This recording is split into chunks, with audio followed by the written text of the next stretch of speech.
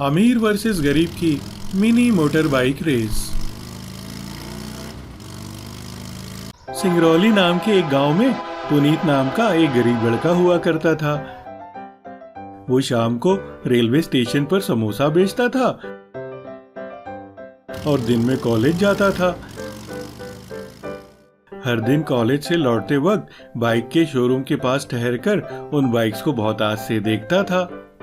वाह, क्या जबरदस्त बाइक है, इन्हें खरीद कर चलाने वाले कितने खुशनसीब होते होंगे, ऐसा सोचता था। उसके कॉलेज में सभी स्टूडेंट्स अपनी अपनी बाइक पर आते थे। उसी कॉलेज में धनवीर नाम का एक बहुत ही अमीर लड़का हुआ करता था। वो एक दिन अपनी नई सुपर बाइक पर स्कूल आया। उसकी सुपर बाइक्स को सारे स्टूडेंट्स रुचि से देखने लगे। अरे वाह धनवीर भाई, फिर से नया बाइक खरीदा, कितने का है? क्या मैं इसे एक बार चला सकता हूँ प्लीज? क्या कहा? तुम ये बाइक चलाओगे? शक्ल देखी है अपनी, गरीब कहीं का। इसे मैंने अमेरिका से स्पेशल मंगवाया है और ये कितने की भी हो, तुम्हें क्या? तुम्हारी औकात से बाहर है। अब इसे देखना बंद करो और दफा हो जाओ यहाँ से, कहकर उसकी बहुत बेइज्जती की। वो बातें सुनकर वहाँ खड़े सभी लोग उस पर हंसने लगे। पुनीत को बहुत बुरा लगा और वो वहाँ से चला गया।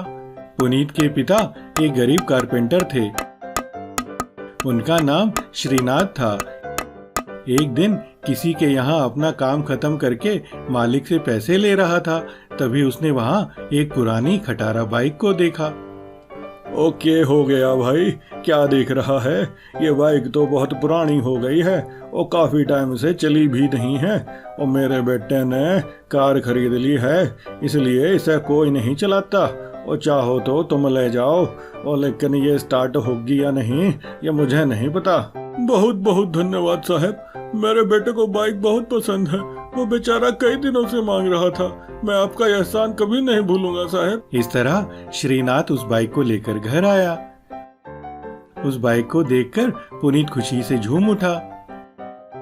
अरे वाह पिताजी, क्या मैं सपना तो नहीं देख रहा? मुझे अपनी बाइक पर घूमने की कब से आस थी।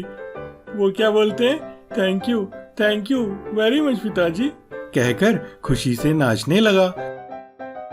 फिर अगले दिन उसमें पेट्रोल डाला और उसे लेकर कॉलेज गया। कार और बाइक्स पर आने वाले बाकी स्टूडेंट्स उसे हैरानी से देखने लगे।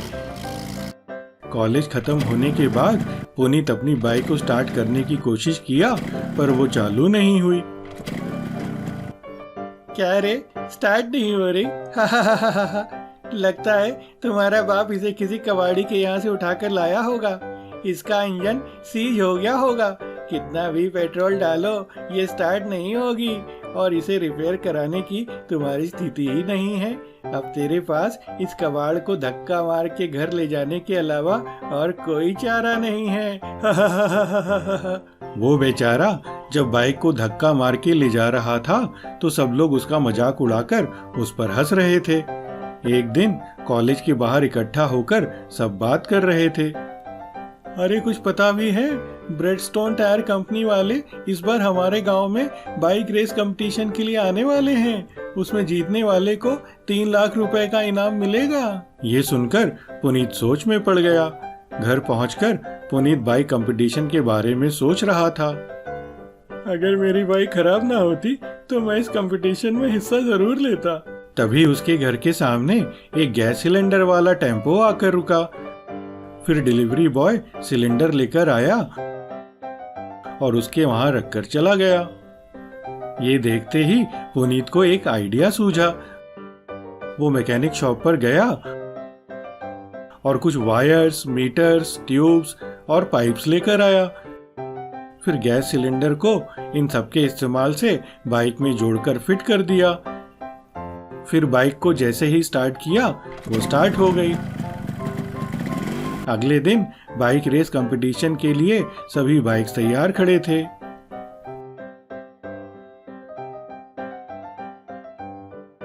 अरे ये क्या है रे? तुम यहाँ बाइक रेस लगाने आए हो कि चाट पापड़ी बनाने? सभी उसके बाइक को देखकर जोर जोर से हंसने लगे। थोड़ी ही देर में झंडा गिरते ही बाइक रेस शुरू हो गई और सारी बाइक्स आगे बढ़ने लगी। धनवीर अपनी सुपर बाइक में तेजी से आगे निकल गया।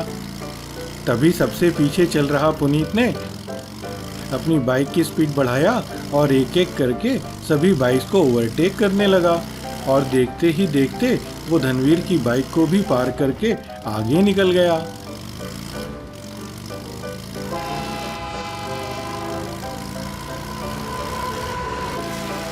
वो रेस कंपटीशन बहुत देर तक चला और आखिर में पुनीत अपनी गैस बाइक पे सबसे पहले फिनिश लाइन क्रॉस करके प्रतियोगिता जीत गया। ब्रेडस्टोन कंपनी के मालिक ने 3 लाख का चेक पुनीत को दिया। ये देखकर वहां आए सभी लोग खुशी से तालियां बजाने लगे। पुनीत के पिता श्रीनाथ खुश होकर उससे कहा, बधाई हो बेटा, तुमने इतनी पुरानी बाइक को इतनी मेहनत से मॉडिफाई करके कंपटीशन जीत ही लिया। माफ करना बेटा, मैं तुम्हें नई बाइक नहीं दिलवा पाया, पर अब तुम इन पैसों से अपने लिए नई बाइक खरीद सकते हो। नहीं पिताजी, जो बाइक आपने मुझे लाकर दी मेरे लिए वो ही सबसे बेस्ट बाइक है।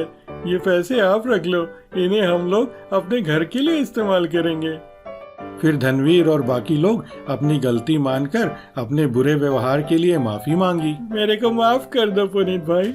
तब से पुनीत को देखकर और लोग भी अपनी गाड़ियों में गैस सिलेंडर लगाकर चलाने लगे। बफेलो ट्रेन रेस्क्यू, पटरी पर भैंसा ट्रेन बचाओ। विंदनगर नाम के गांव में एक बिना फाटक का रेलवे क्रॉसिंग हुआ करता था, जहां से रोज दिन में कई सारी ट्रेन गुजरती थी। उसी गांव में रंजीत नाम का एक किसान रहा करता था।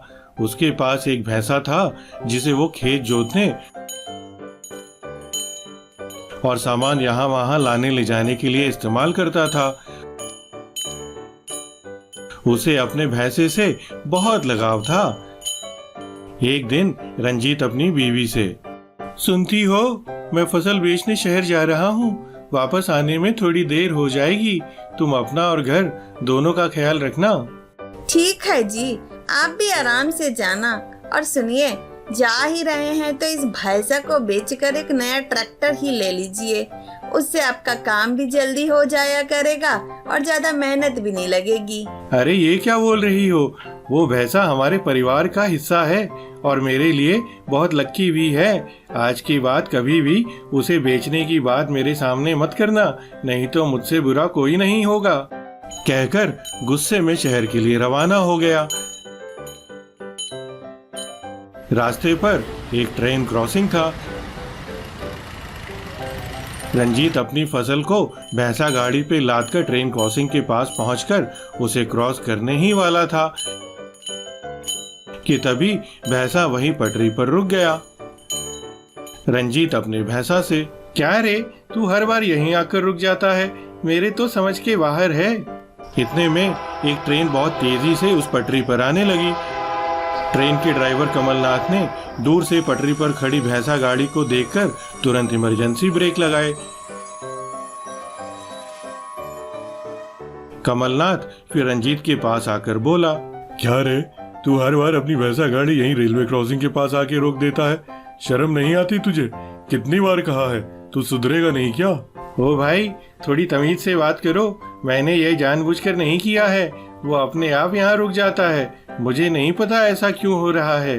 ये सब कहानी मुझे ना बताओ, अगली बार अगर तुम्हारी भैंसा गाड़ी यहाँ रुका तो मैं ट्रेन से ठोक दूंगा, समझा? कहकर चला गया।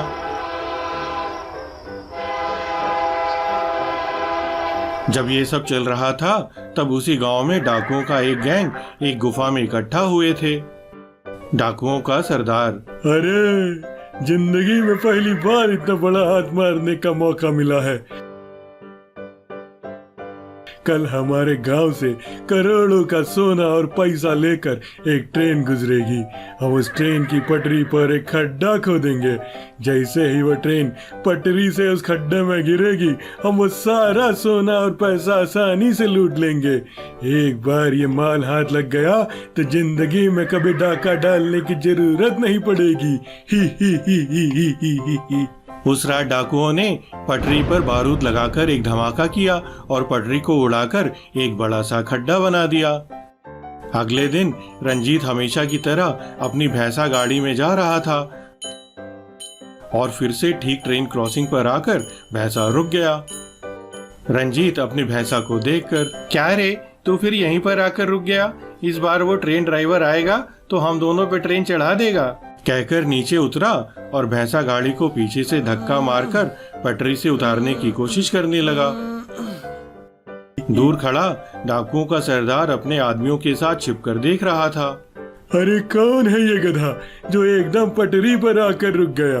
अरे नहीं सरदार, जो पटरी पर रुका है ना, वो गधा नहीं भैंसा है। सरदार सर पीट कर, अरे मूर्ख, अगर वो ट्रेन उस खड्डे में नहीं गिरी तो हमारा पूरा प्लान चौपट हो जाएगा। चलो तो हम सब मिलकर उस भैंसा गाड़ी को धक्का मारते हैं। कहकर सभी डाकू उस भैंसा गाड़ी को धक्का मारने लगे, दम लगा के। ऐसा इतने में ट्रेन दूर से स्पीड में वहां आ रही थी। अंदर बैठा ट्रेन ड्राइवर कमलनाथ, इस रंजीत को इतनी बार समझाया पर इसकी अकल नहीं आई। बस अब बहुत हो गया, अभी इसे सबक सिखाता हूँ, कहकर तुरंत पुलिस को फोन मिलाकर सब बताया। कमलनाथ ने फिर ट्रेन के ब्रेक्स लगाए और भैंसा गाड़ी के पास ट्रेन को रोका। कमलनाथ रंजीत के पास पहुंचकर, अरे महामूर्ख मंद बुद्धि, कोई शर्म लिहाज है तुझमें कि नहीं? कब समझेगा तू हैं? वो देखो, इज्जत से बात करो, अभी पलट के मैं 4 शब्द बोल दूं तो कैसा लगेगा?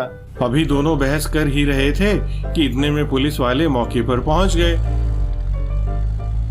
आते ही उन्होंने तुरंत सभी डाकुओं को पकड़कर गिरफ्तार कर लिया और रंजीत के पास आकर, police officer, thank you Ranjit, बहुत समय से इन डाकुओं ने हमारी नाक में दम कर रखा था।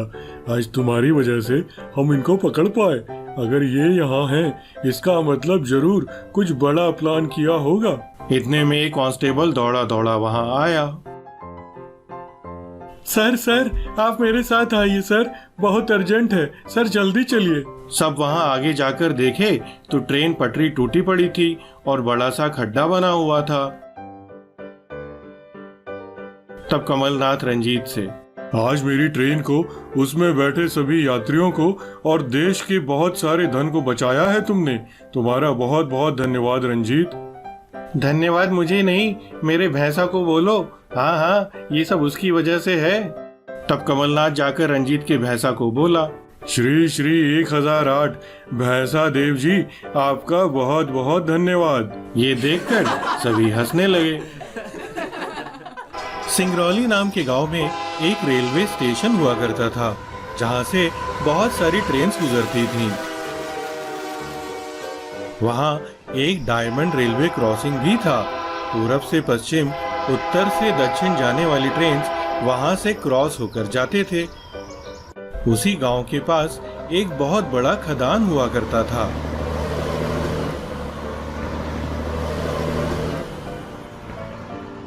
जिसके मालिक का नाम पंकज था, जो बहुत ही लालची और घमंडी था। वो जब भी खदान में धमाका करता तो बड़ा बड़ा पत्थर उछलकर आसपास गिरते थे। वो पत्थर अगर किसी के घर पर गिरते तो पूरा घर का घर ही टूट जाता। किसी की दुकान पर गिर जाए तो दुकान चकनाचूर हो जाती। गांव के सभी लोग इससे बहुत परेशान थे, पर उस पर कोई कार्रवाई नहीं होती थी। वो पुलिस अधिकारियों और ऑफिसर्स को घूस देता था ताकि कोई बीच में ना आए। जब भी कोई गांव में उसके पास शिकायत करने आता तो वो उन्हें धमकाता था। क्यों भाई, क्या तकलीफ है? क्या सबूत है तुम लोगों के पास कि जो तुम्हारे घर पे पत्थर गिरा है वो मेरी वजह से है? 1500 रुपए दे रहा हूँ, चुपचाप इसको लेके निकल लो पहली फुर्सत में। और तू क्या देख रहा है रे? तेरी दुकान पर गिरने के लिए पत्थर क्या प्लेन में उड़ के गया था? हर किसी को पैसे मांगने की आदत हो गई है, और कोई काम धाम नहीं है क्या? दफा हो जाओ यहाँ से, वरना पुलिस को बुलाकर अकल ठिकाने लगवा दूंगा। उसी गांव में प्रताप नाम का व्यक्ति रहता था। प्रताप छोटे छोटे काम जैसे सुबह घर घर दूध और अखबार बांटना, विज्ञापन के पैम्पलेट देना और स्टेशन पे समोसा बेचकर अपना घर चलाता था। रोज की तरह एक दिन प्रताप स्टेशन पर समोसा बेच रहा था। वहीं गांव के कुछ लोग स्टेशन मास्टर से बात कर रहे थे। मास्टर साहब, मैं तो गांव छोड़ के जाने की सोच रहा हूँ। मेरा घर और गाड़ी दोनों इस खदान के धमाके में टूटकर मिट्टी हो गए। अगर और यहाँ रहे तो मैं भी किसी दिन उस पत्थर के नीचे आ जाऊंगा। हाँ सही कहते हो, हमें भी इन धमाकों की वजह से बड़ा नुकसान हो रहा है। आए दिन रेलवे की पटरियों की मरम्मत करनी पड़ती है। उस पंकज की पहुंच बहुत ऊपर तक है, वरना अभी तक तो वो जेल में होता। हाँ हाँ सही कहा। तभी खदान में एक बहुत बड़ा धमाका हुआ। बहुत बड़े बड़े पत्थर चारों ओर उड़कर गिरने लगे। एक पत्थर आकर बच्चों की स्कूल की बस पर आ गिरा और उसे पूरी तरह से चकनाचूर कर दिया। खुशकिस्मती से उस बस में कोई नहीं था। कई घर, दुकानें, गाड़ियां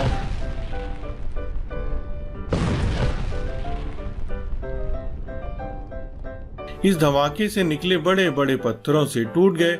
एक और पत्थर जाकर रेलवे क्रॉसिंग ट्रैक पर गिर गया और वहां एक बड़ा सा गड्ढा बन गया। वहीं दूसरी तरफ एक बड़ा सा पत्थर रेलवे स्टेशन पर गिरा और उसे पूरी तरह ध्वस्त कर दिया। अब जंक्शन के दोनों ट्रैक्स टूट जाने के कारण ट्रेन वहां से जाने की स्थिति में नहीं थी। धमाके से हुई आवाज सुनकर सब लोग घर से बाहर आ गए और जैसे ही उन्हें रेलवे ट्रैक के बारे में पता लगा, वो सब लोग भागते हुए वहां पहुंचे। ओह माय गॉड, अब हम क्या करें? 4 ट्रेन की रेलवे क्रॉसिंग का समय हो गया है। किसी भी तरह उन्हें रोकना होगा, नहीं तो अनर्थ हो जाएगा। मास्टर साहब, आपके पास वॉकी टाकी होता है ना? उससे ट्रेन ड्राइवर को मैसेज कर दीजिए। पत्थर गिरने की वजह से रेलवे स्टेशन के साथ रेडियो और मोबाइल टावर भी नष्ट हो गए हैं प्रताप। उन्हें मैसेज भेजना नामुमकिन है। इतने सारे यात्रियों की जान खतरे में है। हे भगवान, समझ नहीं आ रहा क्या करूं। सर, आपके पास लाल झंडा तो है ना सर? उसे तो हिलाइए, शायद उससे ट्रेन रुक जाए। कोशिश करके देखते हैं। ये क्या बेवकूफी वाली बातें कर रहे हो प्रताप? रात के अंधेरे में इतना छोटा सा झंडा कहां से दिखेगा उन्हें? सर मेरे पास एक उपाय है, उसने सभी गांव वालों से कहा। आप सबके पास जितने लाल कपड़े, चादर, पर्दे जो भी हैं, जल्दी से सब लेकर यहाँ आ जाओ। हम सब मिलकर ट्रेन को रोकने का प्रयास करेंगे। इस तरह सभी गांव वाले अपने अपने घरों से लाल रंग का जो भी कपड़ा मिला उसे लेकर वापस आ गए। चारों तरफ से ट्रेन तेजी से आ रही थी। एक ट्रेन ड्राइवर ने गांव वालों को लाल झंडा लहराते देखा, फिर दूसरे ट्रेन ड्राइवर्स ने भी देखा। इस तरह सभी ट्रेन ड्राइवर्स ने इमरजेंसी ब्रेक लगा दिया, जिसकी वजह से ट्रेन तेजी से ठीक गड्ढे के पास आकर रुक गई। ये देखकर गांव के लोग खुशी से चिल्लाने लगे। सारे यात्री सुरक्षित ट्रेन से बाहर उतर गए। अगले दिन सारे गांव वाले और पुलिस मिलकर खदान में पहुंचे और पंकज की खूब पिटाई की। फिर पुलिस कमिश्नर ने कहा, क्यों रे पंकज, तेरी वजह से इतने लोगों की जान खतरे में पड़ गई। फॉरेंसिक रिपोर्ट से पता चला है कि वो पत्थर तुम्हारे खदान से निकला था। तुम्हारे ऊपर इतने केस हैं कि सारी जिंदगी अब जेल में चक्की पीसोगे। ले जाओ इसे। कांग्रेचुलेशन प्रताप, इतने लोगों की जान बचाने के लिए सरकार ने तुम्हारी बहुत प्रशंसा की है और तुम्हें 3 लाख का इनाम देने की घोषणा भी की है। और तो और तुम्हें गवर्नमेंट जॉब भी मिल रही है।